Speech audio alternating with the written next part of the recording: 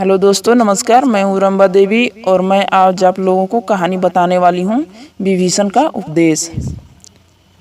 रावण के ऐसा कहने पर वहाँ बैठे विभीषण को यह ठीक नहीं लगा, क्योंकि हनुमान जी बता चुके थे कि मैं सुग्रीव और श्री राम का दूत बनकर आया हूँ।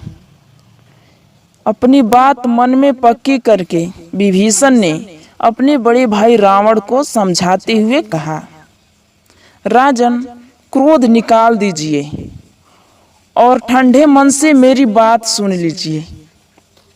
बुरा भला सब समझने वाला राजा अपने यहाँ आए हुए दूत को कभी नहीं मारा करते।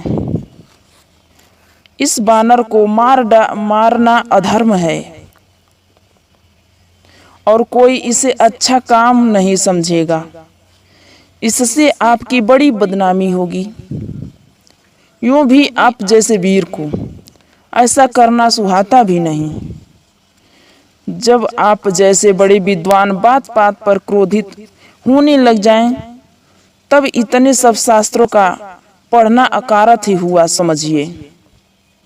विभीषण की बातें सुनकर रावण झल्ला कर बोल उठा, देखो विभीषण, पापियों को मार डालने में कभी पाप नहीं लगता। इस बानर ने हमारी सारी बगिया उजाड़ कर और राक्षसों को मारकर बड़ा भारी पाप किया है। इसे मैं छोड़ने वाला नहीं हूँ। यह सुनकर विभीषण जी बोले, राजन, मैं मानता हूँ कि इसने बड़ा भारी पाप कर डाला है और यह अपना बैरी भी है। फिर भी भले लोग दूत को मार डालना ठीक नहीं बताते। दूत को कई तरह से दंड देने की बात बताई गई है।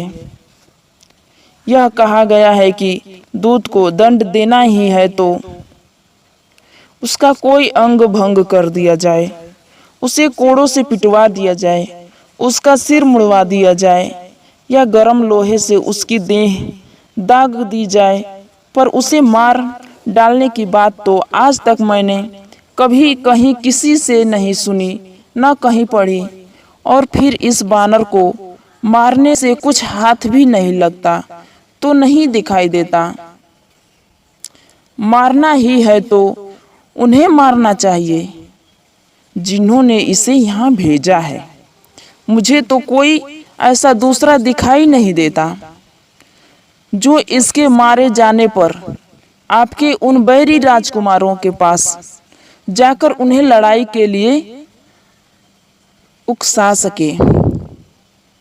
जिन नासमझ अनाड़ी और अक्खड़ लोगों ने यह बानर को भेजा है,